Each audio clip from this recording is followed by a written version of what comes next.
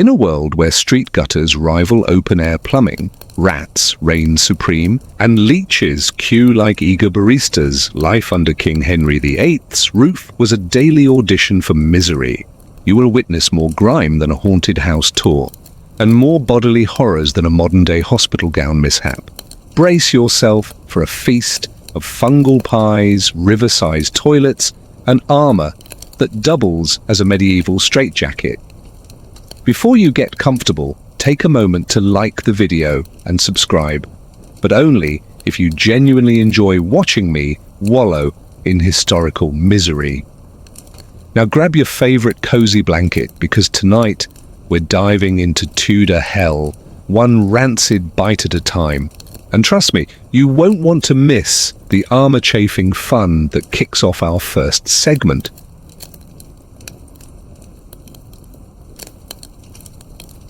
You jolt awake when a chorus of shrieking bats, more like medieval drones, echoes off the stone walls of the Whitehall guardroom.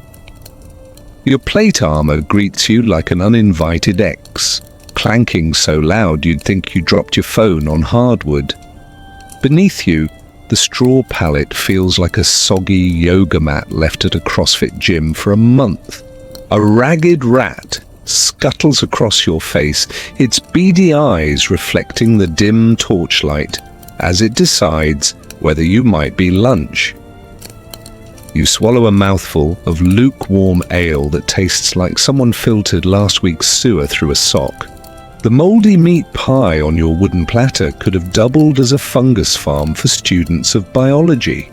You mentally compare it to your favorite avocado toast back home, realizing no millennial brunch spot could ever replicate this level of despair. The acrid scent of horse sweat mingles with the tang of rotting fruit tossed in your direction, as if someone wanted you to question your life choices. Beyond the tiny grated window, dawn erupts in a cacophony of clangs and barking orders that sound suspiciously like a malfunctioning alarm clock. A drill sergeant's voice booms over the courtyard, as if you've smashed that like button on misery and can't hit pause. You stumble from your pallet, your knees popping like a bag of microwave popcorn. Shards of ice cling to your gauntlets, reminding you that medieval heating systems were about as effective as hugging a block of ice for warmth. Then the sun arrives uninvited, branding one side of your face with a sunburn so fierce it could star in a revenge thriller. On the other side, your cheek still cringes from frostbite, turning you into a walking skincare nightmare. You shuffle toward the armor racks, each step accompanied by a symphony of metal groans that rival a dying robot.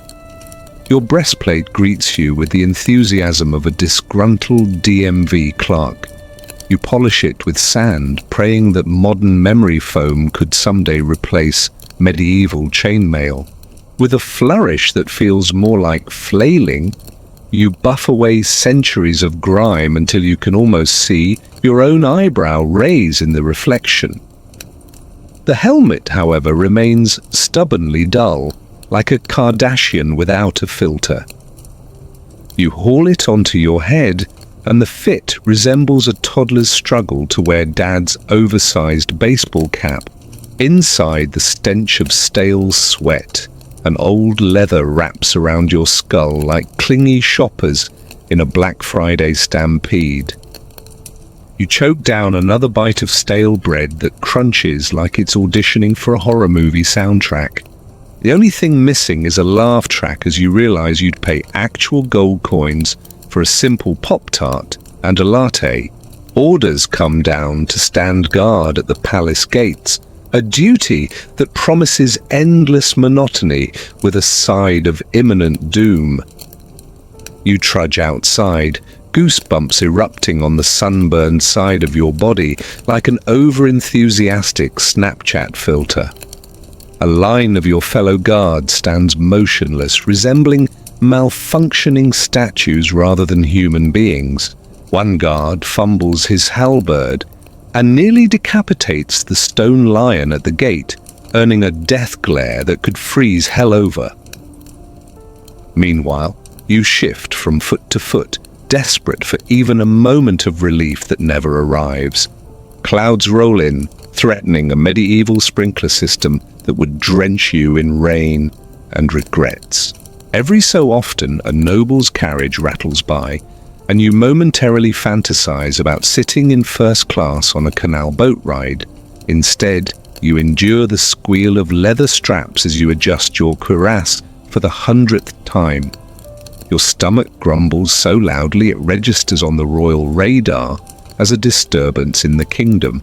Lunchtime arrives as a concept rather than a reality, and you realize that rations are code for gnaw on these hardtacks like a beaver with commitment issues.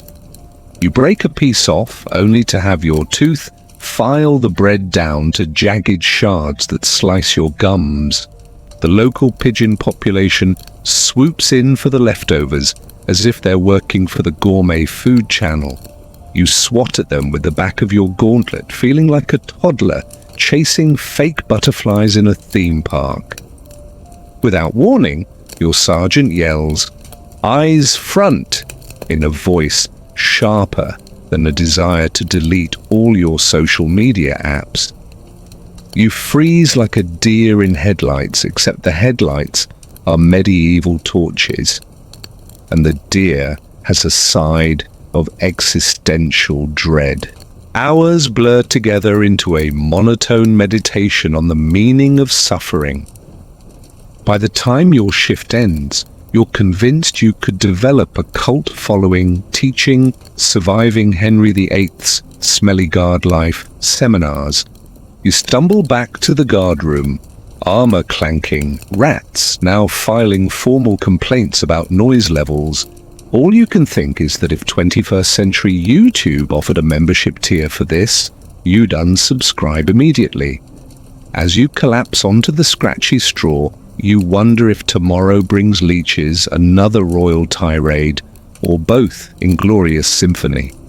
You close your eyes, praying that your mattress at home never becomes the stuff of legend.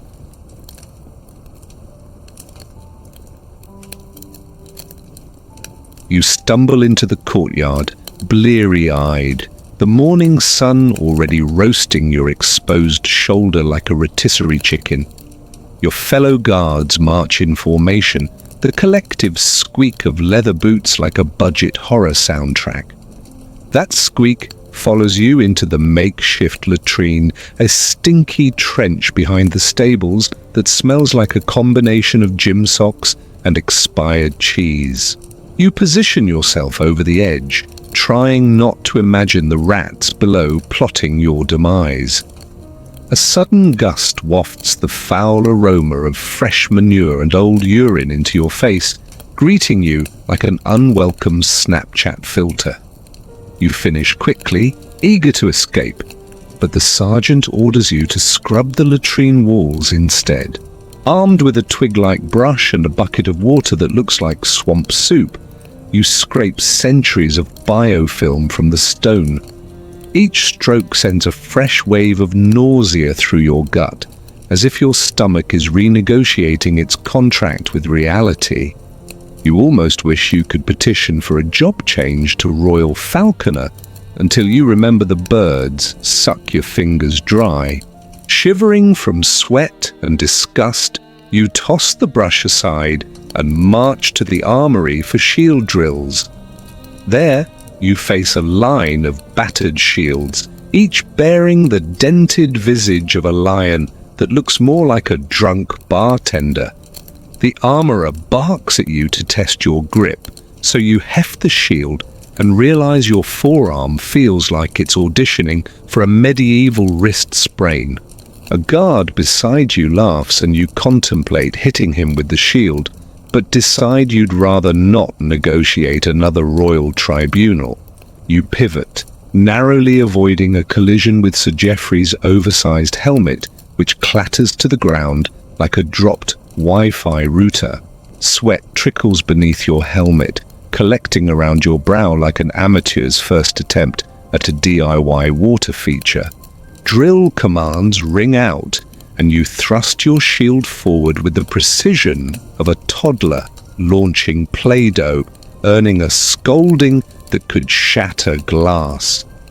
Your sergeant reminds you that a faltered block could cost you more than just your pride, it could cost your head. The thought makes you reconsider every life choice that led you here, including that third helping of rancid stew last night. Then comes the highlight of your day, spear throwing practice, which essentially means hurling a rusty spike into a haystack and hoping it sticks. You discard half your dignity when the spear bounces off and clatters to the stones, pinging like an alarm on low battery. A squire scuttles over to retrieve it, offering a reassuring smile that screams, "I'm definitely snitching." You wipe sweat from your brow with a sleeve that arrives moist and suspicious like it's seen better days in a damp basement. After that humiliating spectacle, you trudge over to the bucket of cold water to rinse off, but the water is so foul it reminds you of every bad decision you've ever made. You wonder why you didn't become a medieval tax collector instead. The pay might be worse, but at least you'd sit in plush velvet. The sergeant blows a horn that sounds like a dying goose, signaling a forced break that gives you exactly 2 minutes to rest. You lean against a wall, armor creaking like an old wooden floor, and close your eyes for the briefest reprieve. In that instant, your mind drifts to modern life, and you imagine a Dyson vacuum swooping in to clean up this rubble and misery. But reality snaps back when a pigeon lands on your shoulder, pooping like it's signing your yearbook. You yelp and shake it off, earning laughs from the nearest spectators who capture your struggle on a tiny wooden contraption that looks suspiciously like a proto-YouTube camera. Next comes weapons maintenance, where you stand over an oil trough that stinks so bad it could clear a medieval vegan convention. You dip your sword blade in the oil, but it slithers like an eel and coats your fingers with a slimy sheen. You wipe it on a rag, but the rag dissolves halfway through, reminding you that Tudor textiles were not exactly engineered for durability. A merchant's cart rattles by selling linen shirts with embroidered codpieces, and you resist the urge to throw your own codpiece at him in protest. Sweat soaks into your gambeson, turning it into a personal sauna that offers zero relaxation benefits. You glance at the castle walls, imagining them powered by solar panels and central heating, and feel a twinge of historical jealousy. A bell tolls for midday prayers, and you join your fellow guards in a brief nod that feels as heartfelt as a botched Zoom wave. You sneak a peek at the chapel's stained glass windows, picturing memes instead of saints, and wonder if medieval teenagers ever doodled unicorn selfies. Duty calls again, and you find yourself by the moat, where geese hiss at you like disgruntled subway riders. You patrol the ramparts, every footstep threatening to send you tumbling into the murky water below. A guard shouts an alarm, false this time, but you jump so high your helmet lifts off and lands in the moat with a comedic splash. Your comrades roar with laughter, and you contemplate throwing yourself off just to avenge the metal lid. You fish the helmet out, dripping with moat sludge, and realize you smell like a swamp monster auditioning for a horror flick. With resignation, you march back to the guardroom for another round of ale-flavored dinner.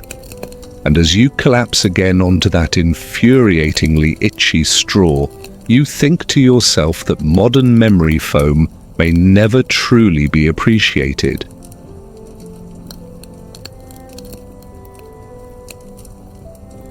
You return to the guardroom as twilight creeps in, the torches flickering like malfunctioning smartphones warning of battery low. A fresh wave of damp chill wraps around you as the heavy wooden door slams shut. Inside, the air is thick with the aroma of smouldering oil and yesterday's regrets. You collapse against the wall, tusk deep in exhaustion, only to realize your armor has turned into a portable oven no one asked for. Your mail coif pinches your neck like an over-enthusiastic scarf, and the leather straps dig into your shoulders with all the subtlety of a cheap knockoff backpack. You stumble toward the communal table where a steaming pot of mystery stew waits like a trick question. With your spoon, you scoop a ladle of murky broth that swirls with unidentifiable chunks, possibly meat, possibly old boot leather. The first swallow greets your tongue with the warmth of lava and the crunch of tile grout. You fantasize about a modern microwave meal just to break the cycle of gastronomic terror. Across the room, a rat attempts a bank heist, dragging away a chunk of moldy bread like it's scoring a glittery diamond. You give chase, brandishing a spoon as if it were a deadly weapon, and end up slipping in a pool of your own drool. The guard beside you offers a sympathetic nod before turning back to his stew, as if he's solving world hunger. After dinner, you're assigned to inspect the torches lining the gallery, ensuring they don't gutter out and plunge you into accidental goth cosplay. You test each flame by blowing on it, inadvertently inventing the Tudor wind machine. One torch sputters and dies, prompting you to use your gauntlet to relight it, scorching your fingers in the process. You twitch like a meme come to life, wondering why you never became a professional fire dancer instead. Your sergeant arrives to remind you that the nightly guard shift demands unwavering vigilance, basically starring in your own personal horror movie with cardboard armor. You don the full get-up and step into the courtyard, where the moonlight glints off puddles of who knows what like creepy disco balls. The night watch begins with a ritual that feels eerily like a medieval, slow-motion runway walk. Rats scatter at your approach, as if your clanking has become the worst mobile ringtone ever created. Lanterns dangle overhead, swaying as if they're judging your posture. You march the perimeter, counting each step like a sleep-obsessed insomniac searching for sheep. Every few feet you pause to peer into shadowy corners where every broom looks like a lurking executioner. You half expect to see Anne Boleyn's ghost reviewing guard performance metrics. A sudden breeze carries the distant howl of a hound, reminding you that the palace moat doubles as a dog daycare after dark. You jump at the sound and nearly lunge at a porcelain jug, only to realize it's just a decorative vase. You swallow your pride and resume your patrol, vowing to invest in noise-cancelling medieval earmuffs if they ever exist. The hours crawl by with the pace of a snail on sedatives. By midnight, your stomach echoes like a cavernous void demanding offering. You consider rationing a bite of stale bread for the remainder of your shift, because YOLO applies even in Tudor times. Your comrades whisper about sightings of the marsh spectre, which sounds less like a ghost and more like a spam email subject line. You roll your eyes and fantasize about a Netflix series where they fix history's plumbing problems. As the clock chimes its 19th hour of duty, you realize you haven't felt your feet in hours. One of your spurs digs into your calf like a medieval zit that won't pop. You adjust it, eliciting a metallic squeal as sharp as a dropped TikTok smartphone. You clench your teeth to resist reenacting a rage drama worthy of a soap opera. At last, the sergeant signals the end of the night watch, and you lower your halberd with the relief of someone hitting an exit button on life. You shuffle back to the guardroom, crawl onto your straw pallet, and immediately regret every life decision that led you here. Your limbs ache like you just ran a 10K through a snake pit. Before drifting off, you whisper a prayer to the modern gods of memory foam and central heating. If you can even call it sleeping under this architectural nightmare, congratulations. You've earned the title of professional medieval masochist.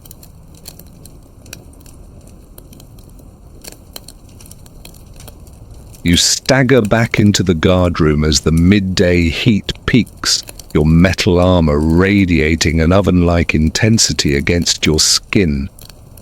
A wave of steam rises from your cuirass, as if you're serving as the castle's personal kettle.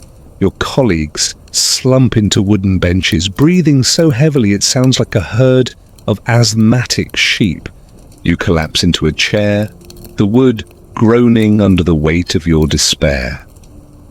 In your lap rests the morning's leftover gruel, still warm and still disappointing.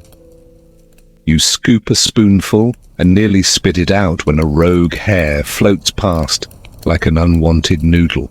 You chew strategically, hoping no one's watching you dodge the mystery bits.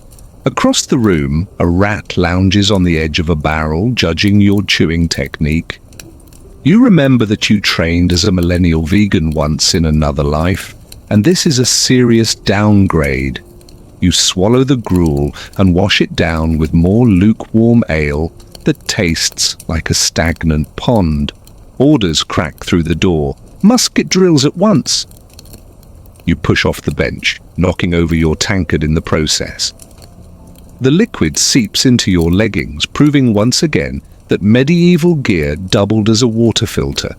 You pick up your musket, scratch that, an oversized matchlock that requires manual cranking and prayers. The weapon shakes in your hands like a toddler holding a game controller for the first time. You aim at a wooden target that resembles a practiced doppelganger of King Henry himself. When you fire, the recoil sends your shoulder spasming more violently than a malfunctioning bounce house. Smoke engulfs the courtyard like an accidental barbecue. You cough until your eyes water, instantaneously regretting every inhale. The sergeant yells that you missed the mark by the width of a moat. You apologize profusely, internally planning to update your Tinder bio with musket flunky extraordinaire. Next comes weapons polishing, which translates to scrubbing down your sword and halberd until they gleam like modern kitchen appliances. You use sand again, raising a dust cloud that looks suspiciously like a faux Instagram filter. A guard beside you sneezes and knocks over your bucket of oil. You slide across the floor like an unwanted stunt, double in a low-budget action flick. Sweat and oil mix into a slick that threatens to turn your armor into a skating rink. You regain your footing just as the armorer's apprentice approaches with a rag so greasy it could melt steel. You attempt to wipe down your greaves, but the rag disintegrates mid-wipe. Shards of cloth cling to your shin, embedding like medieval confetti.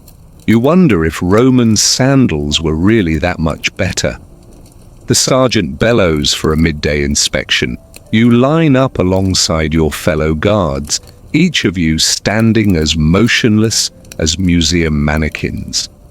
The King's Herald inspects your formation, eyebrows arching at the state of your gear. He makes a dismissive hand gesture that feels like a medieval FaceTime rejection. You stand so still that your toes go numb, and you question how many more minutes you might crumple like soggy parchment. The inspection ends when the herald sneezes and scurries away, declaring the troop adequate. You exhale and slump back to your bench, relieved that war on foot is temporarily over. But there was no time to rest. the sergeant yanks you to your feet for latrine duty yet again.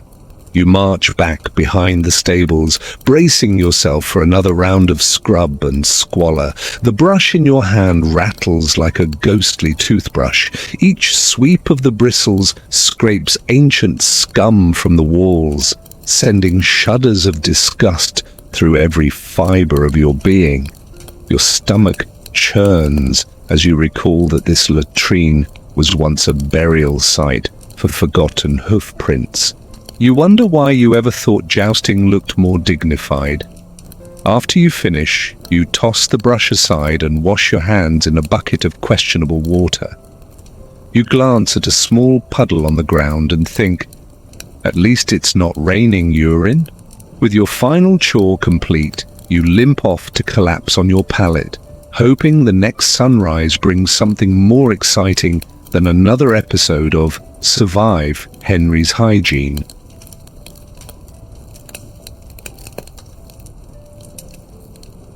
You haul yourself upright from the straw pallet, every muscle moaning like a minstrel with a broken lute. At dawn, you discover that no matter how carefully you arrange the hay, it still feels like sleeping on a pile of shattered glass. Your maille coif slips around your neck, clinking as you rub the sleep from your eyes. Outside, the courtyard buzzes with the first stirrings of Tudor commerce, the clatter of horse hooves, the chatter of merchants, and the distant bark of a stray hound. You collect your halberd, its haft soggy from last night's humidity, and wonder if medieval weaponry ever came with a moisture-wicking option. The battlements require inspection, so you clamber up the narrow stairwell, the stones slick with moss that could double as a spa treatment for the truly masochistic. Each step you take sends a shower of pebbles clattering down like a royal philharmonic, performing an avant-garde percussion solo. At the top, you survey the palace grounds through a small embrasure, squinting as if you're trying to read the tiny print on a modern smartphone screen. The rising sun illuminates the moat, turning it into a murky ribbon of regret that reflects your smeared helmet in its surface. A guard beside you fumbles with his crossbow, and the click sounds so loud it reverberates through your skull like an unexpected ringtone. You remind him, again, that medieval crossbows were not designed with safety toggles, but his pride won't let him admit he needs more training. Orders come to check the drawbridge chains, so you descend to the pivot point and inspect the rusted links as if you're auditioning for a blacksmith apprenticeship. Rust flakes fall into your gloves and cling to your skin like unwanted glitter after a children's arts and crafts festival. As you heave the chain, your back creaks in protest, the sound reminiscent of a haunted house door swinging open. The drawbridge thunks into place with finality, and you salute as if you've just hit the thumbs up button on a viral challenge. Next, you march to the armory to return yesterday's spear, which you did not impale on anything alive, but barely missed a training dummy's hand. The armorer inspects your gear with the enthusiasm of someone rating a low-budget Renaissance fair.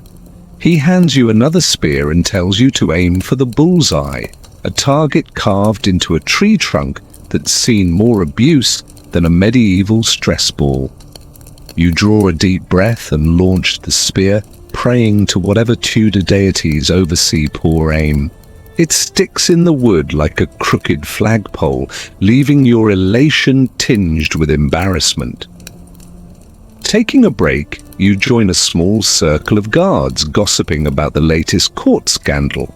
Apparently, someone saw the king skipping rope in private chambers for exercise. You snort and imagine King Henry struggling with jump ropes as if he's in a sweat lodge of doom. Rations arrive abruptly, a hunk of cheese, a chunk of bread, and a cup of lukewarm ale that doubles as a test of your gag reflex. You gnaw the cheese that tastes like it was aged in a barn, silently thanking modern refrigeration for cheese cages. After chewing, you rinse your mouth in the trough, an experience so front row seat to grossness that you vow to never complain about your sink back home. Next on the docket is drill practice in formation, where you line up and rehearse marching to commands that blur together like a broken auto cue. The sergeant's voice booms, left, right, but you swear it sounds more like, wait, wrong, late, fight. You stumble over your own foot and nearly elbow the guard in front, causing a domino effect that would have made a medieval Rube Goldberg proud. Everyone laughs harshly, and you force a grin through the helmet's narrow slit. The day drags on with the pace of molasses, each task feeling like a level in an endless torture platformer game. Faint rumors of a royal wedding swirl through the ranks, promising lavish feasts and music you'll miss, while balancing a watchtower like an overworked barista juggling coffee orders. You envy the musicians who get to play lutes instead of hauling pails of water from the well. But then it's back to standing guard at the inner gates, where courtiers walk past in silk so fine they could double as modern power suits. One noblewoman pauses to smooth her skirt without a care for the smell of your sweaty armor hanging in the breeze. You lift a gauntleted hand in feigned respect, praying for invisibility or, at least, a strong deodorant. The midday sun blazes fiercely, and you notice the gold trim on her cloak shimmering like a VIP invitation to better weather. A sudden gust carries the scent of roasting meats from the kitchen, mocking you with promises of flavors you cannot reach. You lick your lips and fantasize about a turkey leg delivered by an express medieval drone service. Duty calls once more. Fetch water for the inner sanctum's ornamental garden, a task so pointless it could be the medieval equivalent of watering plastic plants. You haul buckets from the well, splashing yourself in the process like a hapless clown at a carnival dunk tank. As you return, you trip over an unseen root, sending water sloshing everywhere and narrowly missing a noble page's fancy boots.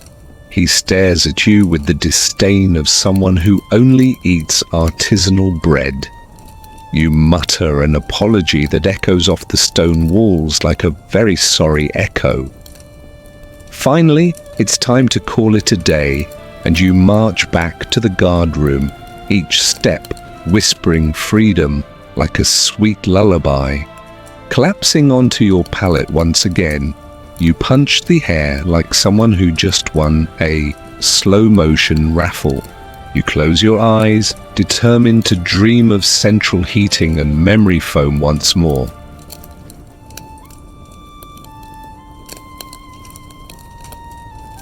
You hear the clatter of halberds before you catch the first hushed whisper. Word travels faster than a plague in these damp stone corridors. By dawn, every guard in the tower's chamber is standing so still you could sharpen an arrow on their plate armor. A stray pigeon blunders in and bolts out again as if even birds fear Tudor palace politics. You shift your weight on the cold flagstones. Your greaves squeak with sweat and rust. You swallow hard and wish you'd packed memory foam under your gambeson. Across the room, Sergeant Parr winces at a guard's cough that echoes like a death knell. Rumor has it the Queen has been taken. Taken. You repeat the word in your mind like a bad chant. The air tastes like stale ink and treachery. Someone in the back row steals a glance through the portcullis. Outside, a mounted courier spurs his horse into a frenzy. Hooves pound the cobbles like drumbeats announcing your doom. You polish the spot on your gorget until your helmet fogs over. You glance at your reflection and see your own fear looking back. Sweat trickles down your spine into the gap between breastplate and backplate. Your chainmail collar chafes against your throat. You try to focus on the plastered tapestries that probably haven't been washed since the Black Death. The smell of aging wool is marred by something dank and sharp. You can't tell if it's damp horsehair or someone's rotten shroud. Out of the corner of your eye, you notice the hawk statue above the guardroom door. Legend says Henry used them as a signal for royal wrath. The statue's eyes look eerily alive today. You imagine it blinking down at you. A tick in your armor makes you curse your poor life choices. You clench your gauntleted fist so hard it feels like a bag of pebbles. The lieutenant strides in, cloak swirling like a raven's wing. He clears his throat and holds up a parchment. Its edges are singed where torchlight lashed them last night.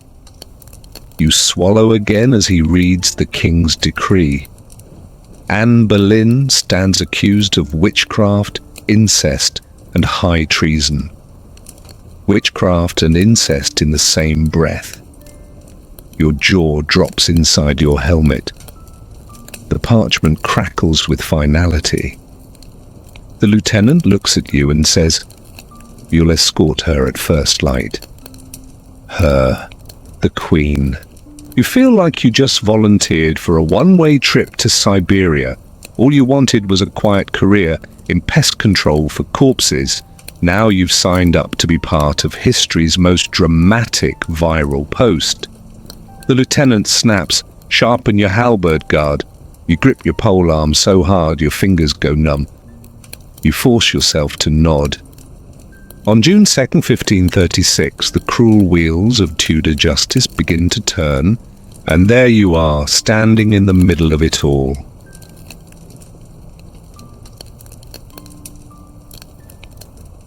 At first light, you find yourself in the shadow of the tower's inner gate. The world outside seems frozen in a grim tableau. A hush blankets the courtyard like a funeral shroud. The portcullis grinds upward with a metallic groan.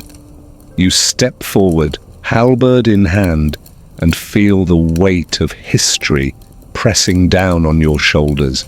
Torches flicker along the battlements, casting spindly shadows that dance like tortured spirits. A solitary drummer beats out a rhythm that sounds suspiciously like your own racing heartbeat. You glance to your left and see Sir William Wadd's eyebrow arch so high it could rival the tower itself. His eyes lock onto yours, and you realize he's silently judging your muddy boot prints. Beyond the gate, a small crowd has gathered, their faces a mix of curiosity and dread. You swallow hard, dusting off your gauntlet as if you could scrub away your apprehension. Then you hear it, the soft clink of Queen Anne's chains. She emerges, bound in iron and draped in a gown that still shimmers with royal defiance.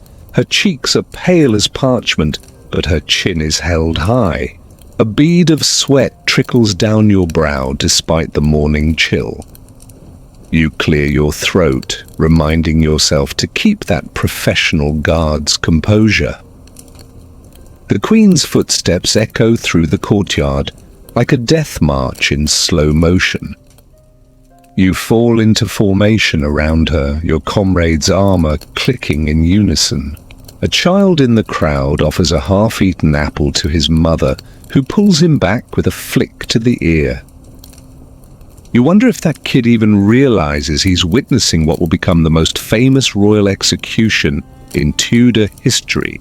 Anne's eyes meet yours for a heartbeat, and you swear you see a flicker of pity. You stiffen, hoping she's not mouthing the words. Good luck, buddy. The path to Tower Green stretches before you like a gauntlet of grim anticipation. Soldiers flank you on both sides, their expressions as somber as stone gargoyles. A stray dog darts underfoot, yips, and then retreats as if sensing the wrongness in the air. You grip your halberd tighter and remind yourself that complaining about chafing armor now would look unprofessional. Somewhere off to the side, a trumpeter raises his instrument to his lips. He blasts a note that ricochets off the walls and makes your teeth rattle. You flinch, glad that you're wearing a metal visor that at least masks your grimace. Behind you, a guard coughs so violently you think he might collapse. The lieutenant hisses, "Save that for after we finish our duty," which sounds a lot like, "Don't be weak, you milksop." You nod vigorously, even though nodding in plate armor is basically headbutting yourself. Finally, you reach the scaffold where the execution block waits like a seductively sinister invitation. Crowds press against the wooden barriers, craning their necks for one last glimpse of the fallen queen. A murmur ripples through them, half anticipation, half horror.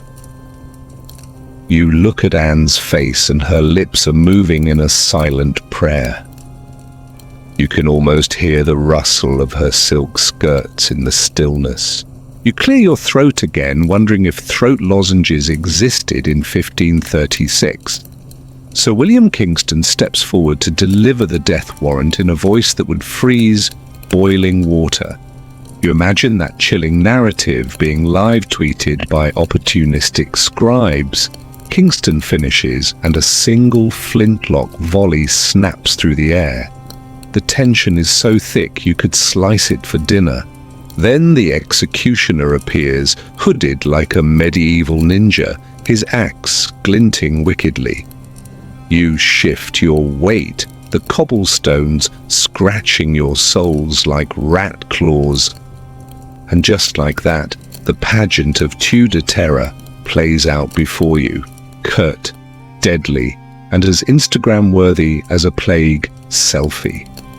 If you thought your morning traffic was bad, welcome to the real gridlock of doom.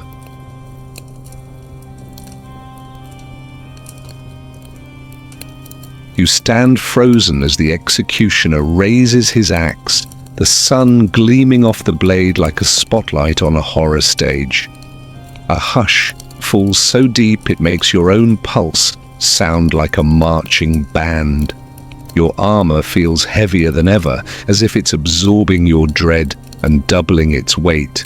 You swear you can taste iron on your tongue, though you haven't bitten your lip. Anne's silhouette appears uncanny against the bright sky, more statue than human. The executioner takes 3 careful steps and positions himself behind the queen. You feel a collective intake of breath from the crowd, a sound louder than any trumpet you've ever heard. In the moment before the axe swings, you wonder if halberds came with shoulder pads. Then it falls, and the motion is so smooth you almost applaud.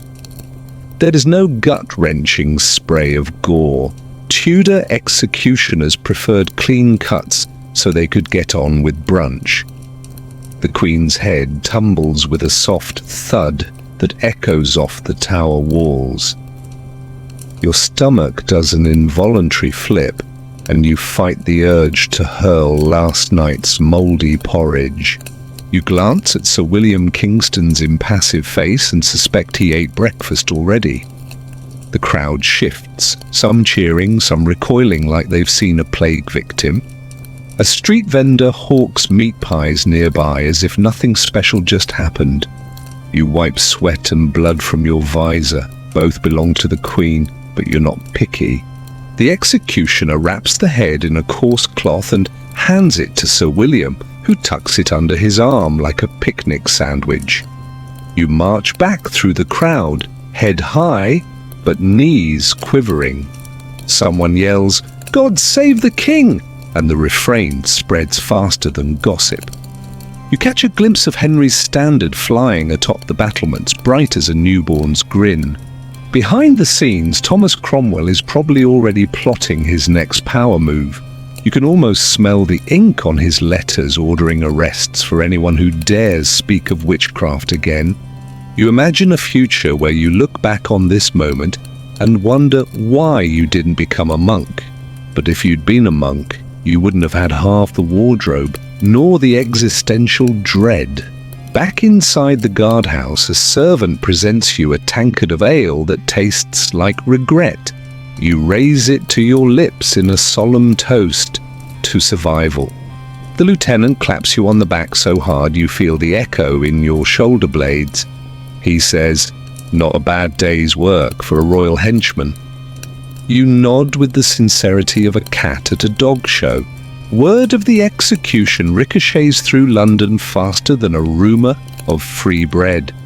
By dusk, every tavern is celebrating or mourning depending on which ale you choose. You pace the guardhouse walls, the torchlight flickering on your sweaty cuirass.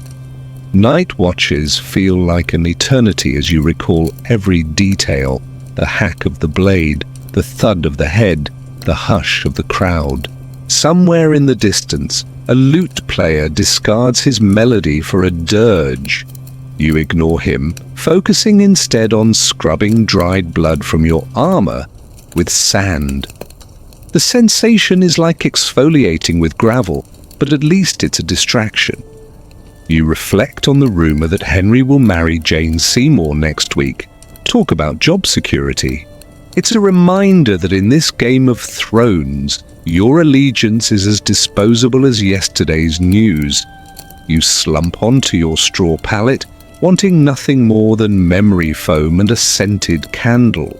Instead, you cradle your halberd like a teddy bear, praying tomorrow's assignment isn't equally macabre. You close your eyes, but images of the Queen's final moment haunt your dreams. A rat scuttles across your pallet like a tiny executioner, promising more sleepless nights.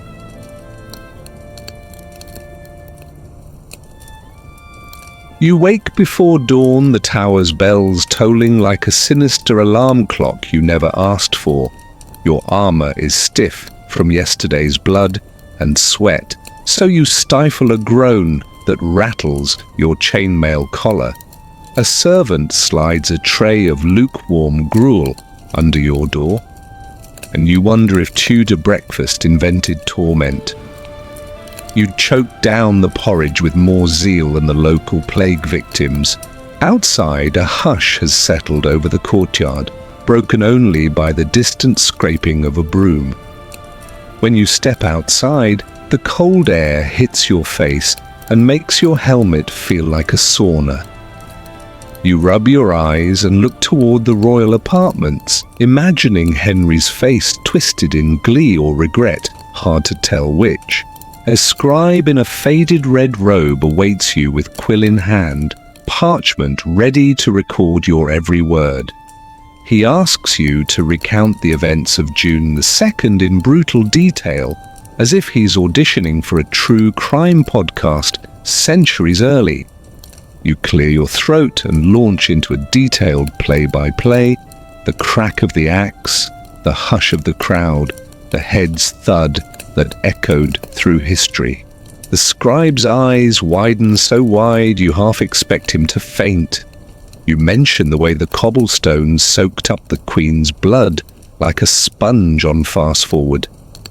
He scribbles furiously, worrying less about grammar and more about dramatic flair. You pause to emphasize that medieval shoes were neither modern sneaks nor memory foam. The scribe nods gravely, as if he's just learned garbage trucks are a modern convenience. Once you finish, he thanks you and disappears into a corridor lined with tapestries, featuring Henry posing like a Renaissance influencer. You trudge back to the guardroom, half expecting to trip over a stray halberd, and faceplant onto the stones. Your comrades eye you as though you're now some sort of celebrity. If any of them had cell phones, they'd probably ask for selfies. The lieutenant gives you a half smile that looks like it's carved from flint and orders a quick inspection of your gear. You scrub the blade of your halberd, which is smeared with enough gore to repel a modern surgeon. He nods, unsatisfied, until you admit your blade could still double as a spiky toothpick. Next, you're summoned to an audience with Thomas Cromwell, whose reputation for paperwork-induced headaches rivals modern-day taxes. He studies you through narrow eyes and inquires about security lapses, like how you allowed a stray dog to fart near the scaffold. You assure him the dog was innocent, or at least unaware of Cold Case Tudor edition. Cromwell clicks his tongue and warns you that rumors of dissension could land you in a cell worse than this one.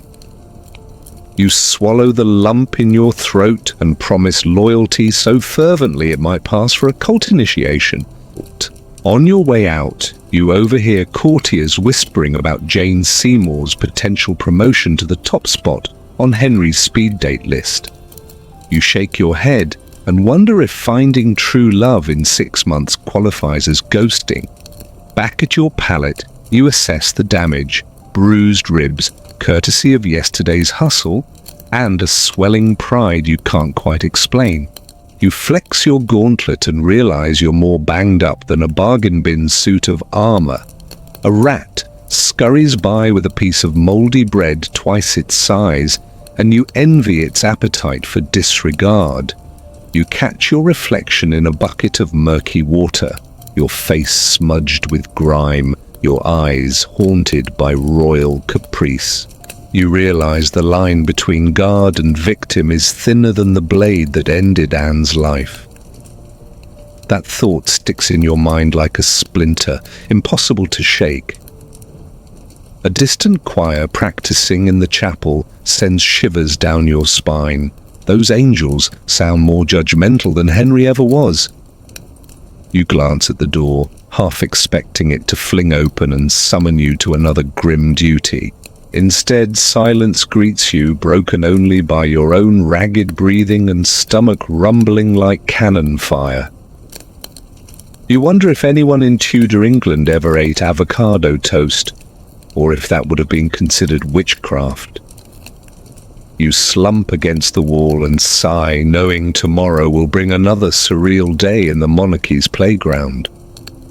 As you drift off, you hear a whisper in the darkness. Subscribe, like, and maybe throw Henry some good Yelp reviews. He's got a killer rep.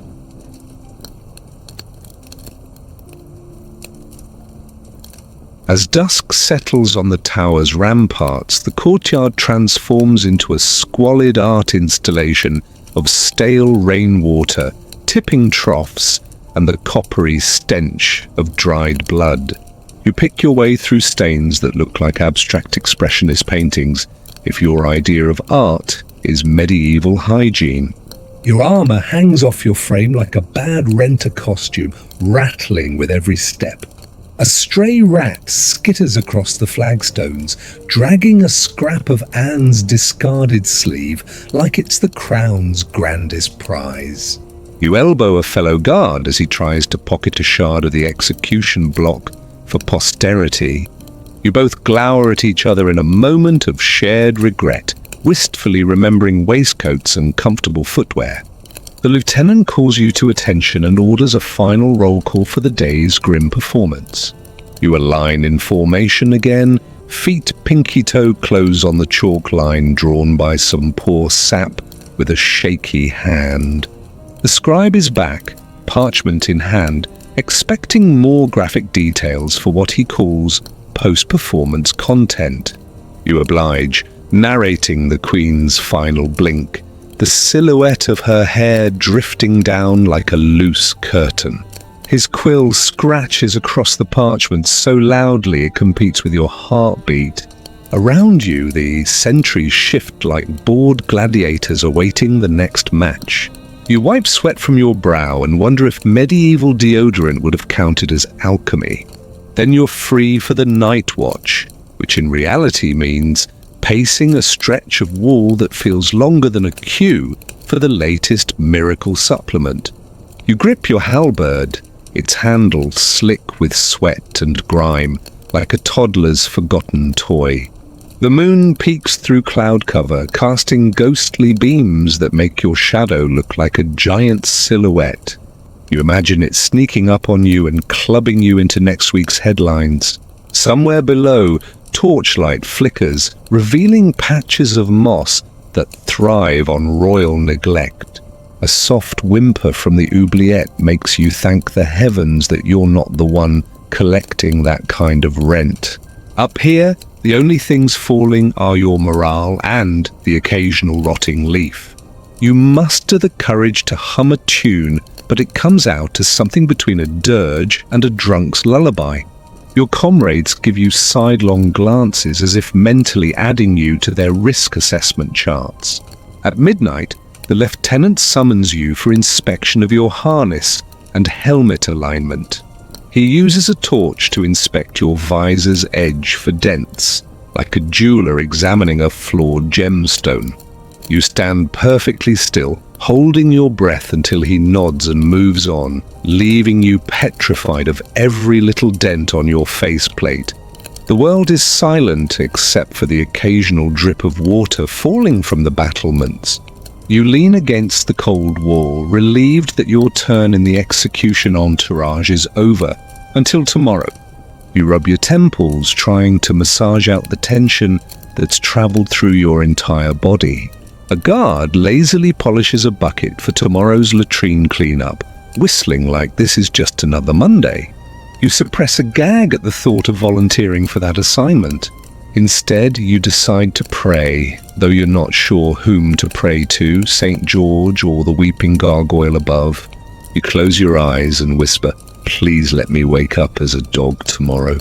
You flick your gaze downward and spot a slug, inching its way along a wall crack. It looks like it's having a better life than you.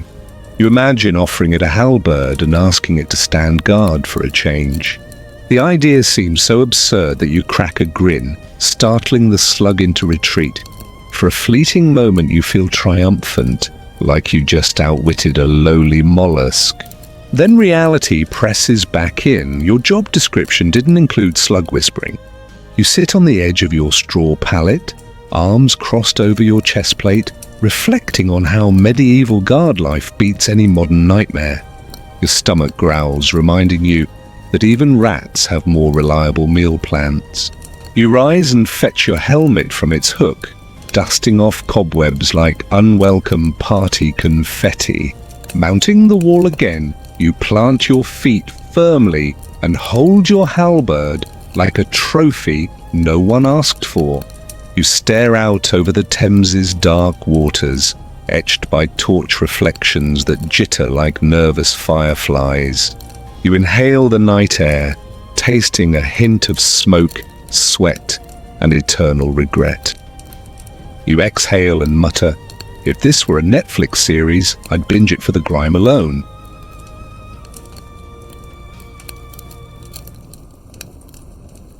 You step into a newly unearthed trench beside the tower's guardhouse, your boots sinking in mud so thick it feels like pudding left out in the rain.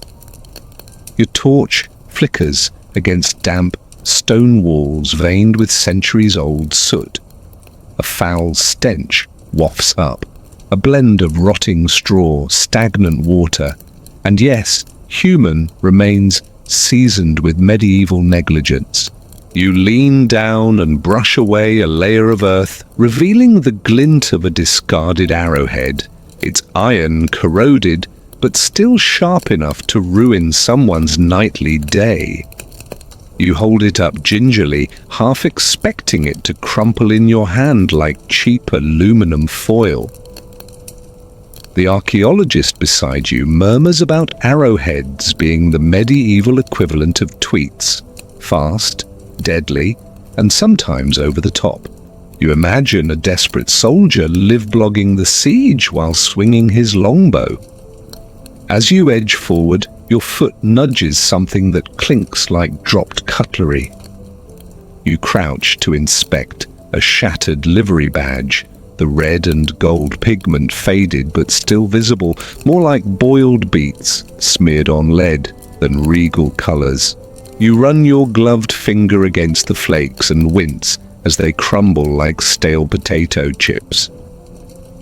The expert mentions that this pigment was basically Tudor Instagram, flashy in court but toxic enough to kill a painter with lead poisoning. You scrub your glove on your tunic, briefly daydreaming of modern acrylics that don't end with involuntary neck spasms. A low rumble echoes from deeper in the trench, and you realize it's not thunder, it's a mass grave exhaling its secrets. Your heart hammers like a blacksmith's anvil as you shine your torch across bones half swallowed by mud. You recognize the angular shapes of skulls, rib cages, and a spine that looks like a bent comb. It's like stumbling into a morbid swap meet where no one wanted the merchandise. You remember the rumor of a forgotten riot. Guards turned on guards when rations shrank to nothing but sawdust bulked pottage. You picture a scene of drunken desperation, halberds swinging, friendships unceremoniously ending in a splatter of entrails. The archaeologist speculates the bodies were hastily buried to avoid a scandal bigger than Henry's hair collection. You brush another fragment away, revealing the corner of a leathery guardbook cover. You reach out and lift it, noting the embossed script that once recorded every whispered secret in the guardhouse. Its pages are missing, torn out like inconvenient tweets before they went viral. You run a finger along the spine, half expecting it to whisper, "You'll never expose our conspiracy." A modern-day theory springs to mind. Maybe this was the original WikiLeaks, only no one lived to read the leaks. Your torchlight reveals faint scorch marks on the edges, hinting at a clandestine burning ceremony by some shadowy Cromwellian arsonist. You shudder, imagining Tudor spinners turning these charred scraps into propaganda. Moving along the trench, you unearth more shards, a buckler boss, a hinge from a chest, even fragments of fine Venetian glass that suggest someone smuggled luxury into the guard quarters. You wonder if Tudor contraband shops offered avocado toast of the era, probably soggy wheat mush with questionable toppings. A voice crackles in your mind. If you're still unearthing, smash that like button. You nearly laugh at the thought of medieval YouTubers hawking their dig site content. But the scene turns somber when you spot an unusual artifact. A small, lead-bound codex cover etched with arcane symbols. You feel a thrill as if Indiana Jones himself dropped by for a cameo.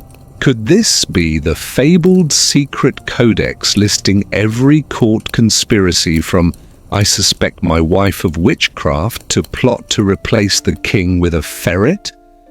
Your mind races with possibilities, from clandestine meetings beneath the chapel to midnight handoffs on the battlements.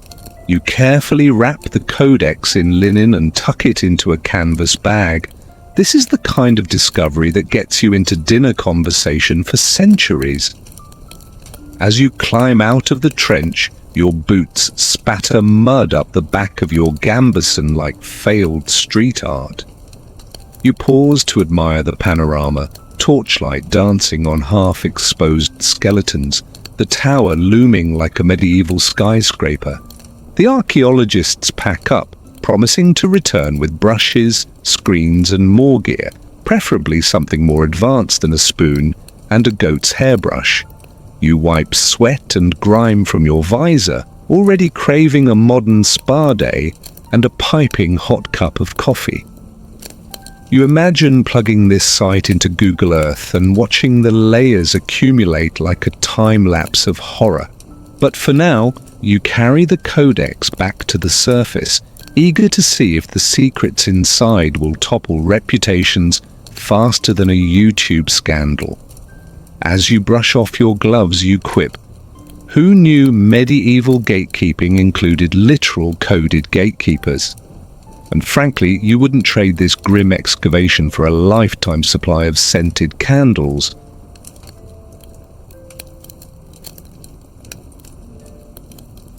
You return to the excavation site at dawn, your boots leaving prints in damp earth that glisten like spilled ale. The first rays of sunlight filter through the lattice of scaffolding, illuminating centuries-old masonry flecked with moss. You crouch beside a shallow pit where a slender femur juts out, half buried in loamy sediment. Your torchlight dances across the bone's porous surface, revealing tiny tool marks, evidence of hurried mass burials. You warn the crew to tread lightly, lest they crack a fragment and erase a slice of Tudor history. Beside the pit, a broken piece of pottery lies half hidden beneath mud. You cradle the shard in your gloved hand, marveling at the hand-painted floral motif that survived centuries underground. The pattern swirls in tones of cobalt and ochre, more vibrant than any court tapestry.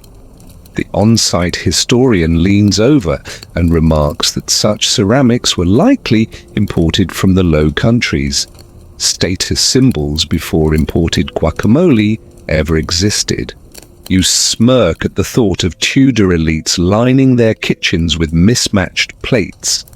Suddenly a shout echoes from the trench's far side, someone's uncovered metalwork. You dash over, your armor clanking like a fallen suit of armor turned percussion instrument. At the trench edge, you spot a rusted iron key nestled between stones. You lift it and note its intricate bow, shaped like a miniature crown. The specialist suggests it might have unlocked a private chest in the guard dining hall, where midday pottage was probably served lukewarm. You imagine the panic when someone realized their favorite stew spice was missing. Tucking the key into your pouch, you press onward. A faint glimmer catches your eye, tiny fragments of stained glass, speckles of red and blue that hint at a forgotten chapel window. You sweep away earth to expose a lead Kames network, the medieval equivalent of a Snapchat filter for stained glass. Next to it, you unearth a delicate copper buckle stamped with the Tudor rose, its petals still discernible despite verdigris. You hold it up and joke that fashion in the 16th century was basically boil and wear. Above you, wooden support beams creak under the weight of centuries. The trench walls bear scratches and carvings, graffiti from bored guards who etched jokes, names, and crude doodles when duty dragged on. You brush your fingertips across a carving that reads, "Will guard for ale." A laugh threatens to escape your visor, but you stifle it. This is serious archaeology, not a modern meme feed. Your eye catches a thin, leather-bound fragment half buried in silt. You extract it carefully, a tiny book cover with clasps, possibly the remains of a guard manual. Its cover is etched with arcane symbols, marginalia, that could be magical incantations or just doodles from a bored scribe. You picture clandestine midnight meetings where guards whispered secrets by candlelight, their codices blinking under torch flame. Your pulse quickens at the thought of unearthing a genuine conspiracy log, but the real excitement arrives when you brush soil away to reveal a petrified loaf of pottage, solid as stone and smelling faintly of vinegar. You hold it up like a trophy and quip, "Tudor snack goals, shelf life approximately forever. The team gathers round, cameras flashing like paparazzi at a celebrity execution. You capture every artifact's orientation with meticulous notes. It's a far cry from simply smashing that like button. As you climb out of the trench, your boots flick specks of mud onto your tabard, each fleck a badge of honor. You pause to survey the site. Arrows, pottery, bones, and codex cover scattered like puzzle pieces. You realize this dig has more layers than your average influencer's skincare routine. You dust off your gloves and mutter, "Who knew playing in the dirt could be so revealing?" And believe me, you haven't even scratched the surface of Tudor secrets yet.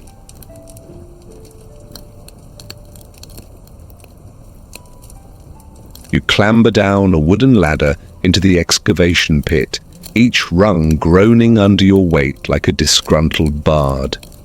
Mud clings to your boots, thick and slick, threatening to pull you under in a trench of earthy quicksand. The walls tower above you, veins of pale mortar cutting into old stone, each block humming with clandestine stories.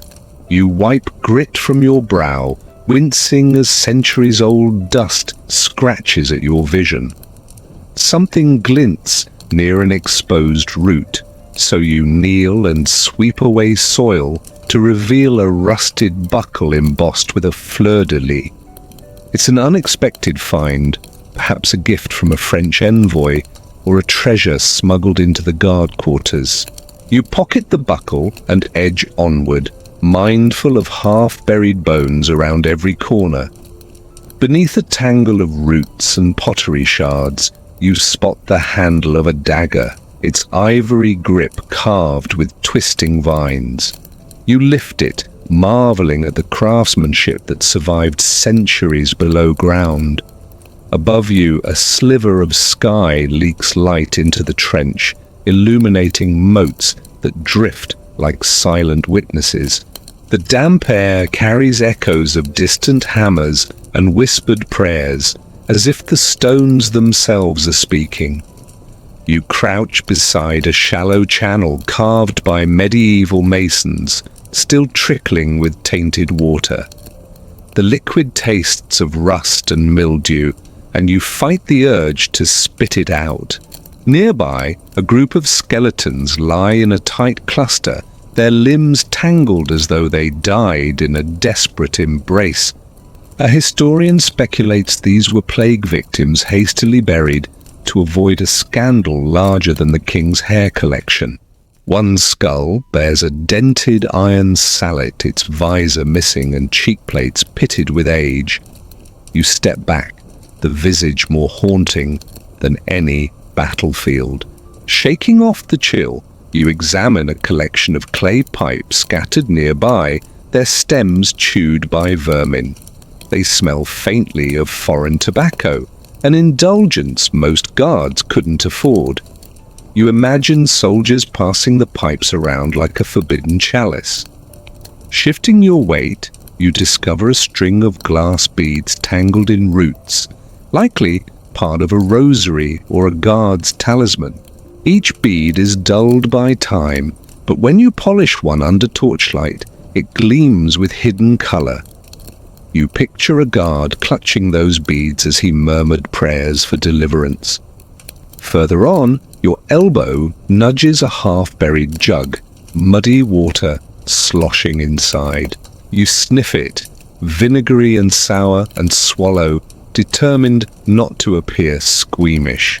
Next to the jug, a flagstone tilts unnaturally, its edges too sharp to belong. You pry it up to reveal a cache of parchment fragments, ink faded, but still legible in places. Names, dates, accusations, some entries chillingly precise, others scrawled in panic. You assemble a timeline of secret meetings in the chapel and whispered bribes under the dining benches. Your pulse quickens at the thought of power struggles erased from official records. You wrap the fragments in linen and slip them into a waterproof pouch. This isn't just loot, it's history. Climbing back to the surface, you feel the weight of those revelations settle on your shoulders. Fresh air rushes into your lungs like a balm, and you brush muck from your boots with reverent care. The site lead greets you with admiration for unearthing one of the richest caches of guardhouse artifacts in memory. You nod, though part of you wonders if some secrets should remain buried forever. Behind you, the tower stands as a somber monument, its stones steeped in intrigue and blood. You steady yourself for what comes next, deciphering medieval ink under a microscope and tracing pigment recipes in a lab. That journey promises further revelations and perhaps the unmasking of conspirators who thought they'd never be exposed.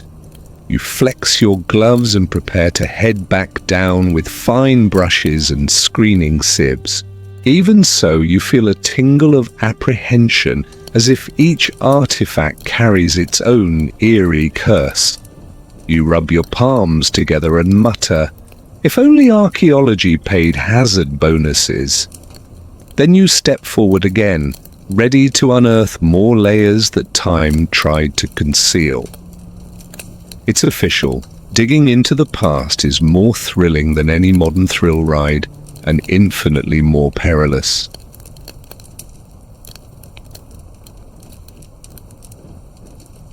You cradle a shard of guard's livery cloth in your gloved hand, its faded red still pulsing against the grey backdrop of the lab table. A conservationist in a white coat draws a tiny scalpel and delicately scrapes off a mixture of pigment and binder. You peer through the microscope as the sample resolves into jagged crystals and smudges of colour. The specialist notes, "The hue matches boiled beet juice, nature's cheapest dye." You imagine a swarm of canaries suffocating in vats of purple slurry. Next, they identify chunks of lead-white pigment, the reason Tudor fashion doubled as a covert lead factory.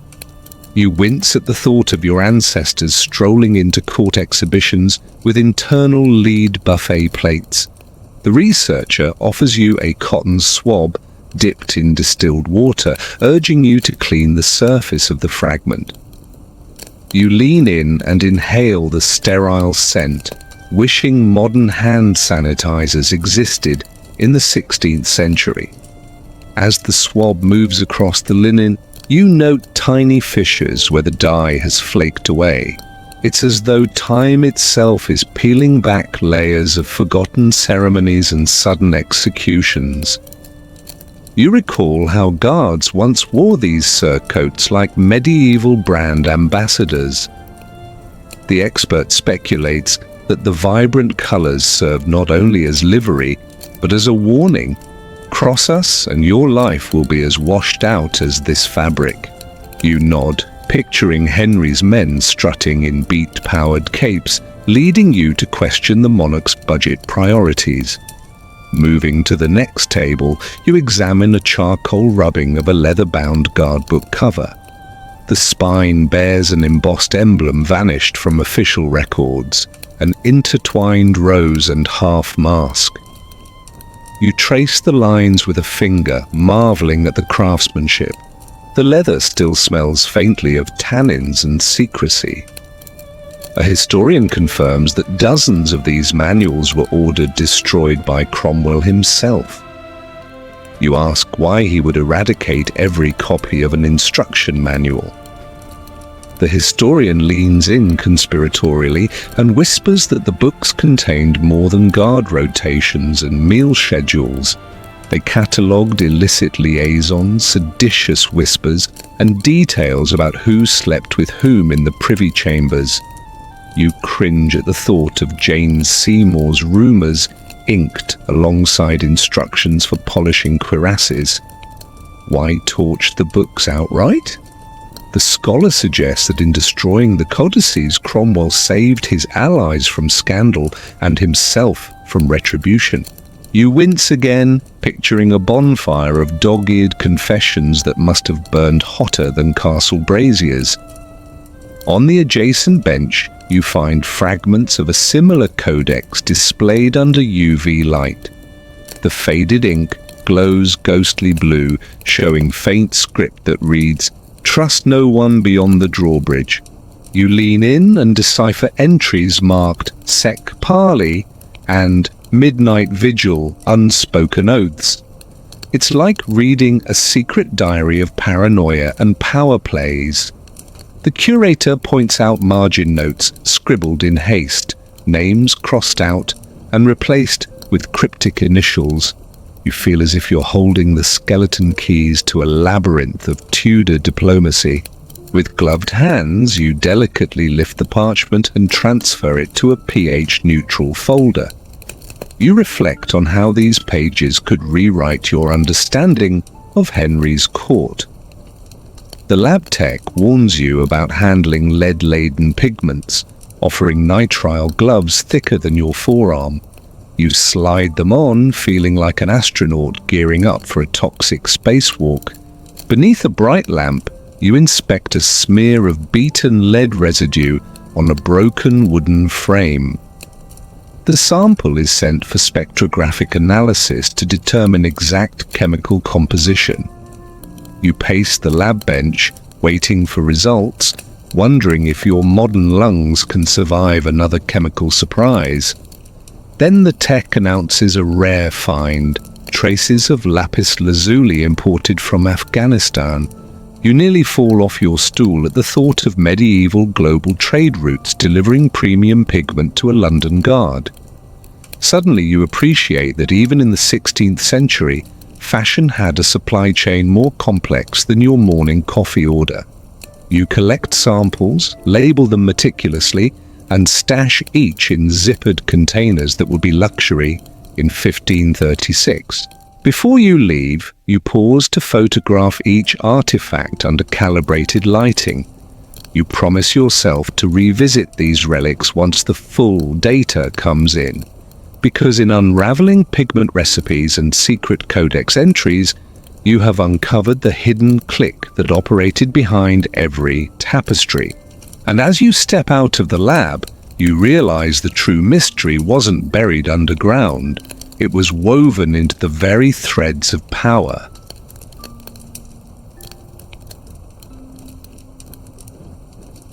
You crouch by a recently uncovered patch of floor tiles, their geometric patterns concealed beneath centuries of muck.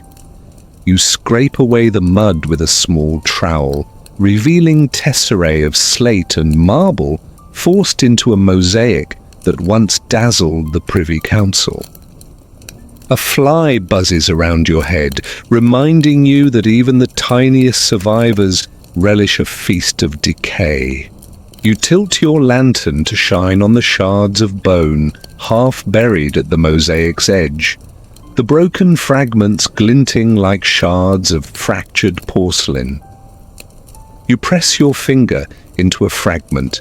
It crumbles into dust like an overbaked biscuit. The smell of damp linen rises from a collapsed corner, mingling with the sour tang of fermented beet pulp. You draw back in mock disgust, though you secretly yearn for a crisp bed and fresh sheets. A conservator gingerly extracts a rusted keyhole escutcheon from the earth, its iron curling like a decayed snail shell. You roll it between your gauntleted fingers, feeling the cold weight of centuries slip into your palm. The team unearths a scattering of brass buttons engraved with Tudor roses. Some are scratched beyond recognition, others still gleaming faintly red under the muck.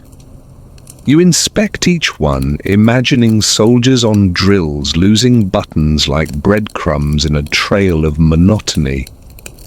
A shard of quernstone lies nearby, its surface grooved from millennia of grinding grain into puny rations. You tap it, and it rings with the hollow sound of a forgotten dinner bell. Off to one side, you notice several tangled straps of leather, stiff as dried fish and smelling faintly of rancid oil. You imagine these once held a guard's cloak together, shielding him from rain and, presumably, sensibility. The site supervisor points out a cluster of nails arranged like a crude star, protective talismans perhaps, maiden's prayers, or just a child's doodle. You crouch to photograph the arrangement, its simple geometry resonant, an accidental altar to misfortune. Deeper in the trench, a trio of metal spikes juts from a timber's beam, still sharp enough to snag gloves. You grip one with a gloved hand and wryly note it could still pierce a modern tire.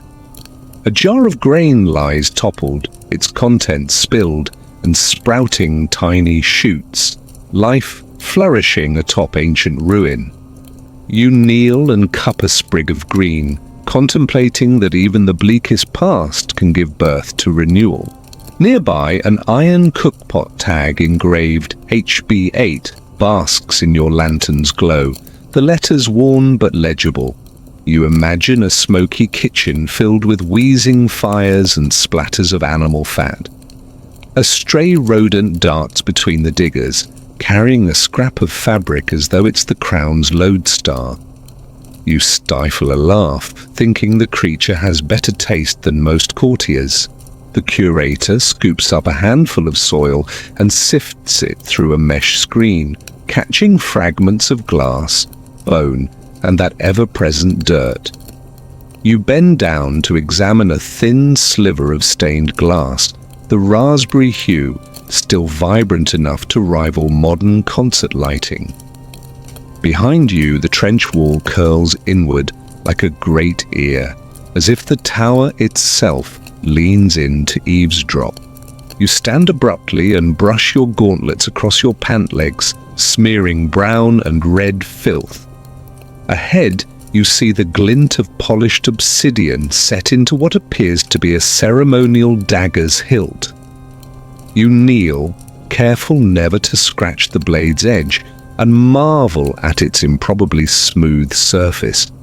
The excavation's lead archaeologist gasps, claiming it's a rare import from the Ottoman Empire. You adjust your stance, feeling for the first time like an ambassador bridging centuries of conflict. The obsidian catches the light, sending tiny reflections dancing across the trench as if a hidden disco clamors to survive. You pocket the hilt and resolve to research its origin once you return to the lab. At the trench's farthest end, a battered leather pouch emerges, its contents long since evaporated save for iron clasps. You cradle the pouch, weighing its emptiness, and wonder what secrets it once carried.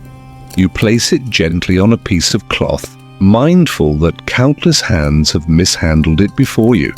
The afternoon sun slants into the pit, warming your back and reminding you that duty persists beyond discovery.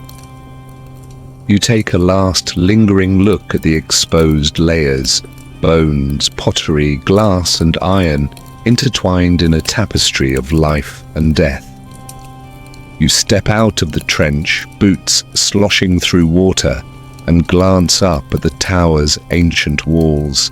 You feel the weight of those silent stories heavier than any halberd.